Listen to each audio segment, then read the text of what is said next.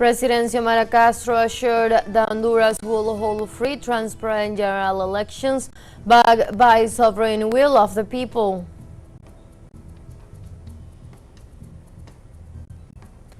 In St. Vincent and the Grenadines, citizens prepared for general elections which are set to be held on November 27th, while the main candidates carried out their respective electoral campaigns.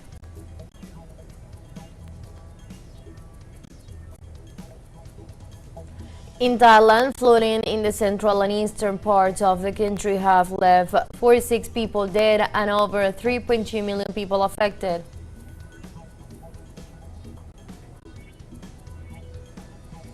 Hello and welcome to From the South. I'm Ana Marrero from the teleSUR headquarters in Caracas, Venezuela. We begin with the news. Stay with us.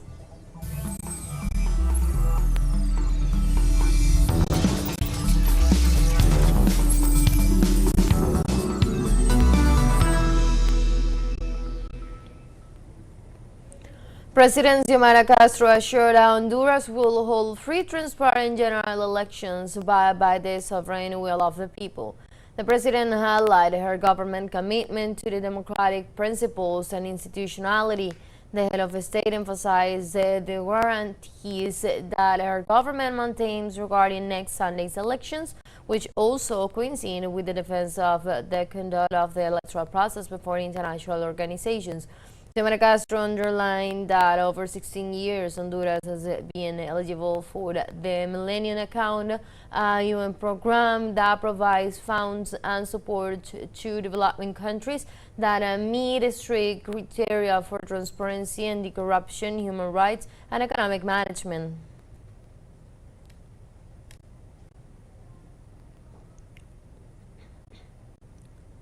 Just days before the presidential elections in Honduras released audios recording links key figures of Honduran political and business scenes with electoral scandal. On Tuesday, local media circulated 7 of the leaked audios recording that brings to light an electoral plot to secure the appointment of the presidential candidate for the Liberal Party, Salvador Nasrallah, as a president in the upcoming Sunday elections.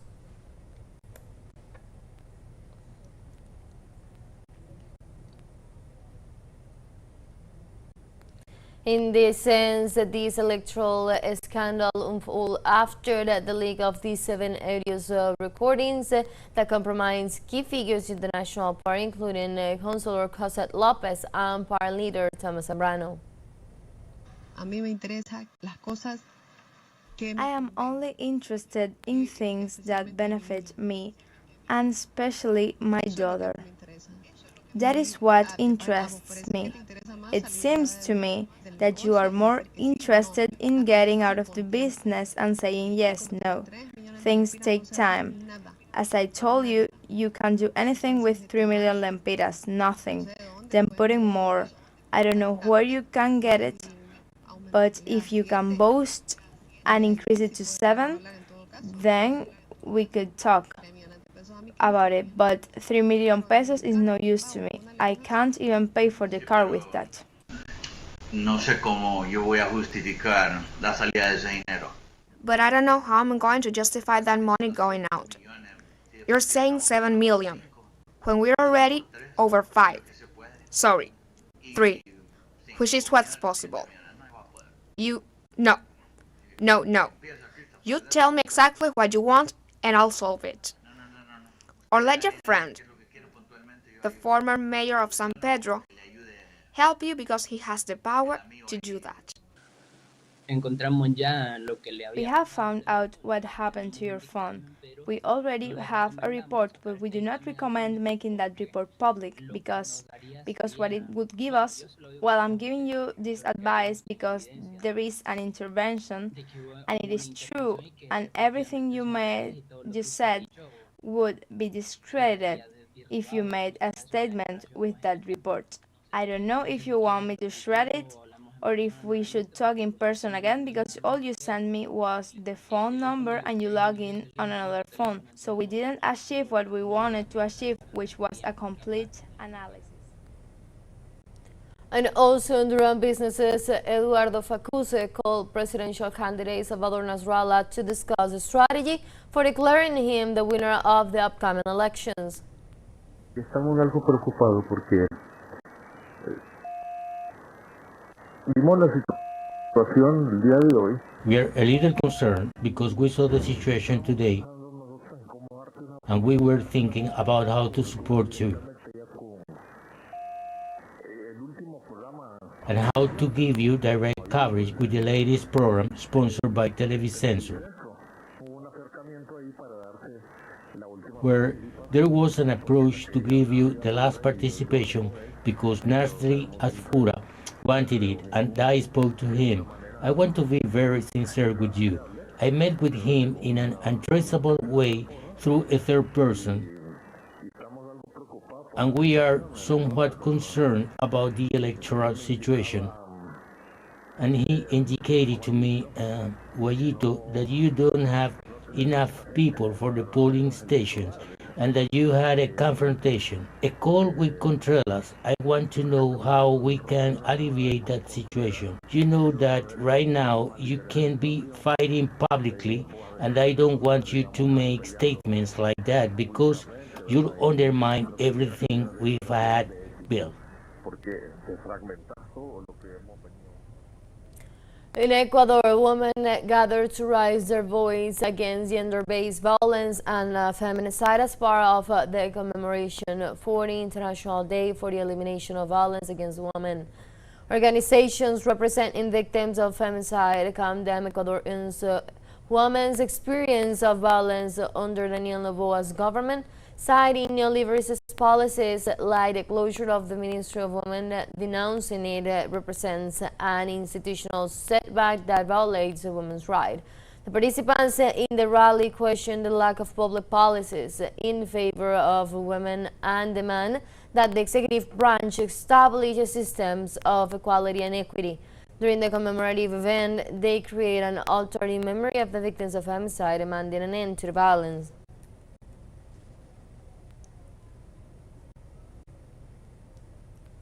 In Panama, various social organizations mobilized in commemoration of the International Day for the Elimination of Violence Against Women. This year, the mobilization for the International Day against Violence Against Women took place in the context of the rejection of the policies imposed by the government of Raúl Mulino for violating women's rights. The protesters condemn state repressions against working women, may lay off without respect for maternity rights, digital violence, and increase in femicides, and the institutional setback with the closure of the Ministry of Women. In this sense, they denounce these policies together with the lack of support and accompaniment programs, increase vulnerability, and threatens the safety of women.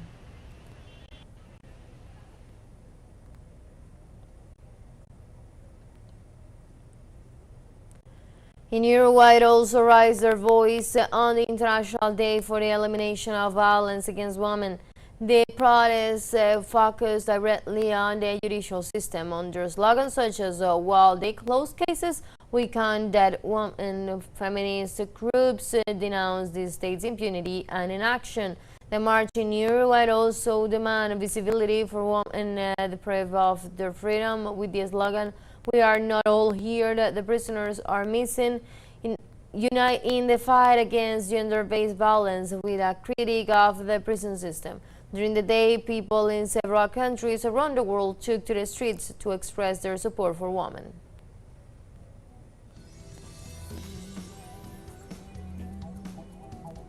Let's take a very short break, but remember you can join us on our TikTok account at teleSUR English, where you'll be able to see news in different formats, news updates, and more. Stay tuned because we'll be right back.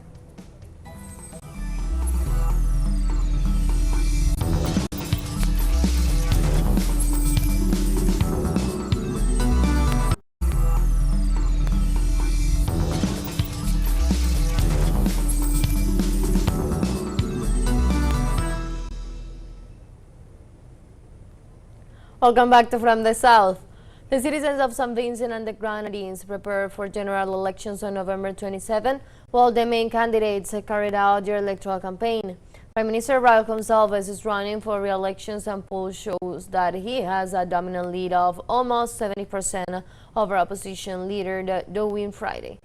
During his campaign act, Gonsalves invited Jamaican artist Popcan to attract a younger audience to his party, action that was imitated by his rival, who received harsh criticism on social networks.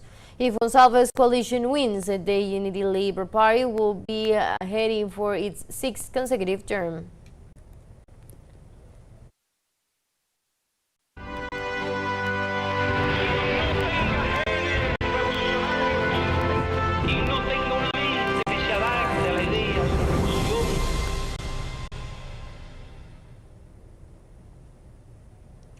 We move on. Cuba commemorates 9 years since the passing of the Commander-in-Chief of the Cuban Revolution, Fidel Castro. At the ceremony held on the steps of the University of Havana in front of the alma mater at the very university where Fidel became a revolutionary, Cuban youth honored the memory of one of the country's finest sons. During the event, several singers, group dancers, and musical assemblies paid tribute to Commander Fidel Castro.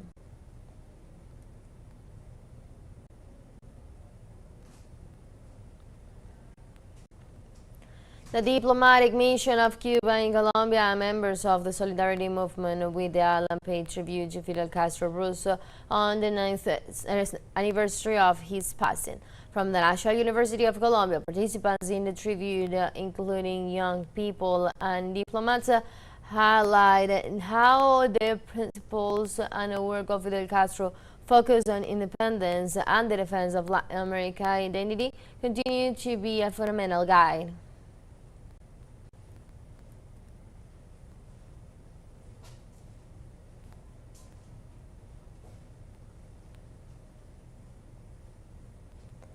And Cuba announced new economic measures to boost the economy and at the Havana International Fair held at the Expo Cuba Exhibition Center. These include macroeconomic stabilization, the participation of all stakeholders, and the promotion of foreign investments. Our correspondent Isabel Diaz-Gonzalez has the details.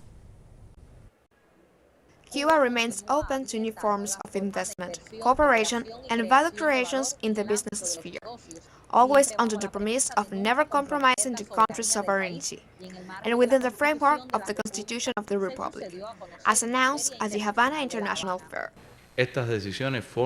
These decisions are part of the implementation of the government's program to correct distortions and reboost the economy.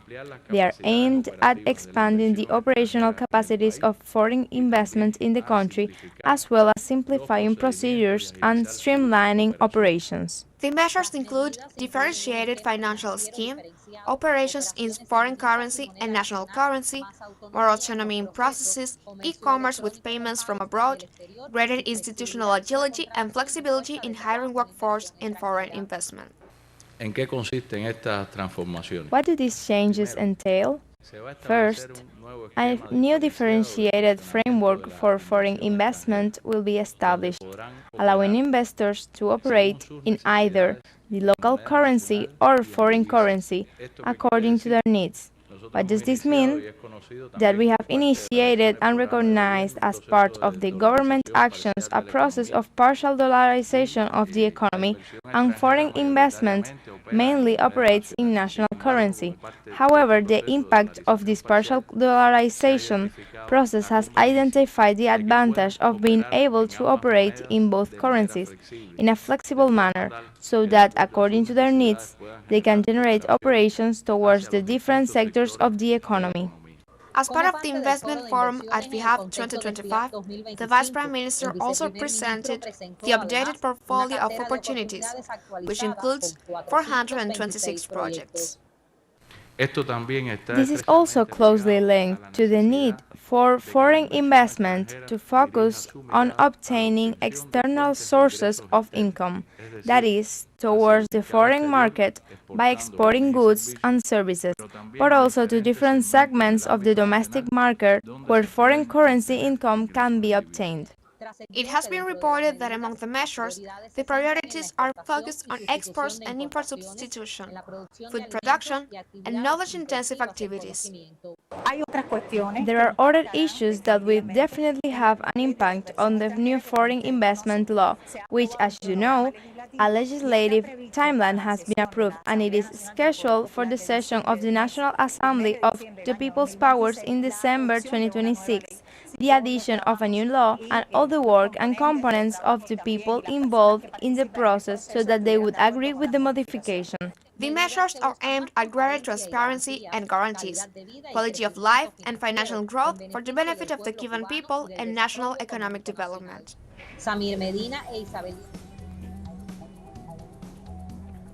Let's take a last break, but before we invite you to visit our Facebook page, teleSUR English. There you'll be able to watch our top stories, special live coverage, and much more. Follow our page and activate the notification button to stay up to date on the world's most recent events. And final short break, don't go away.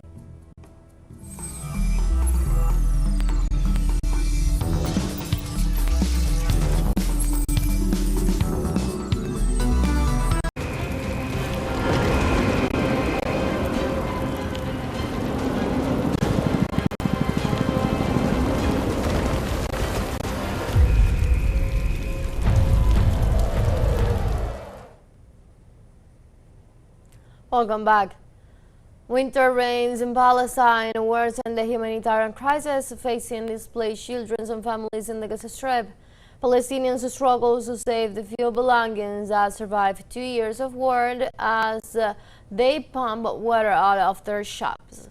In the face of the disaster, humanitarian aid organizations warn that the coming rainy month will exacerbate the already critical situation aggravated by the chronic shortages of supplies.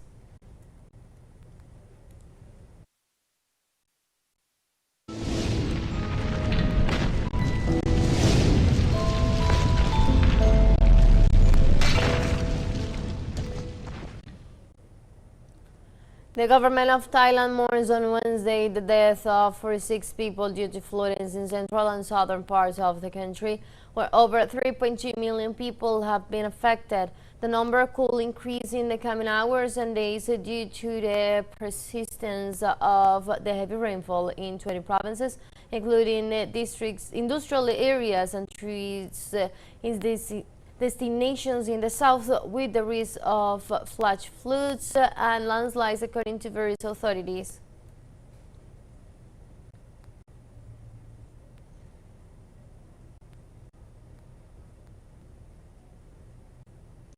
Torrential rains in Indonesia have caused floods and landslides on the island of Sumatra, killing at least 10 people. In this scenario, rescue teams have recovered 5 bodies and report that 3 people were injured. Authorities also said that search for 6 other missing people is continuing.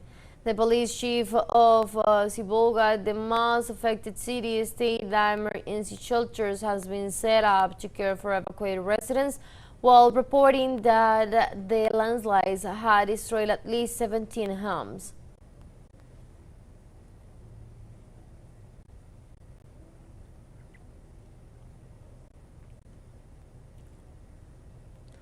Shanghai is hosting the 2025 Global Data Ecosystems Conference from November 25 to 26 at the Shanghai International Conference Center. This event is designed to advance the market-oriented allocation of data factors and promote innovative application of digital technologies. The conference will bring together global data experts, businesses, research institutions, and other stakeholders to build a collaborative platform for an integrated industry, academia, research, and application. A key moment of the event will be the Data Factor Competition Award ceremony, jointly organized by the National Data Administration, the Shanghai Municipal People's Government, and other institutions.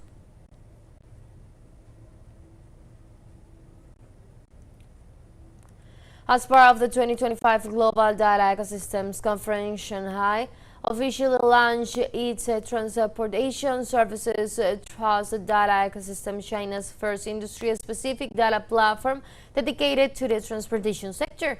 The initiative addresses long-standing challenges of data unwillingness for an inability to share, establishing an important benchmark for the development of intelligence transportation. What we've built is a core infrastructure powered by blockchain and privacy computing. It supports data connection and aggregation, data circulation and utilization, data processing and governance, as well as scenario-based applications, ensuring data security and compliant operations throughout the entire process. Building on the public data already integrated with Shushing, we are now bringing in enterprise data and personal data to create full connectivity and interaction across the entire ecosystem. This will have a profound impact on the city's intelligence, digitalization, transformation, and overall smart development. Recent statements by Japanese Prime Minister Sanae Takaichi regarding Taiwan have sparked international concern and raised alarms about the potential economic impact on the nation. A correspondent in China, Bruno Falsi, with the details. Hello to the companions of teleSUR and to the audience watching us in this transmission. I am in Beijing now, this time to inform you that the declaration of the first Japanese minister, Sanae Takaichi, about the Taiwan have generated international alarm and should seriously affect the economy of her country. China responded by suspending seafood imports and holding consultations on the renewal of beef exportations, sending clear warnings about the possible consequence of these declarations. Japan is heavily dependent on the Chinese market, up to 19% of the exports to China, and more than 1,400 categories of imported products from this country, included key raw materials for automobiles, electronics, and precision machineries. Experts such as Liu Qingbin, former professor at the National University of Yokohama, warned that this dependence leaves Japan in a vulnerable position.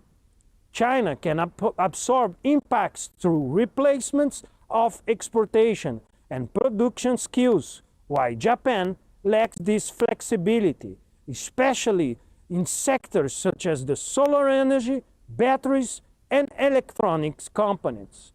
In Japan, Takaichi faced pressures from political and business leaders who urged him to repair relations with China. His rhetoric has also been classified by international community as a risk for the regional stability. With this news, we return with you in the studios in La Habana, Cuba. The Democratic Republic of the Congo will launch a vaccination campaign against rubella and measles to protect children aged 6 months to 14-year-old. The President Felix Tshisekedi welcomed a delegation from the Global Alliance for Vaccines and Immunization to launch the vaccination campaign that will benefit more than 17 million Congolese children. The measles and rubella vaccination campaign will run from November 27th to December 1st, 2025 in various provinces of the country. In this context, in the Democratic Republic of the Congo will also hold a polio vaccination week, joining forces to strengthen immunity, prevent epidemics, and prevent reliable and accessible protection to every children.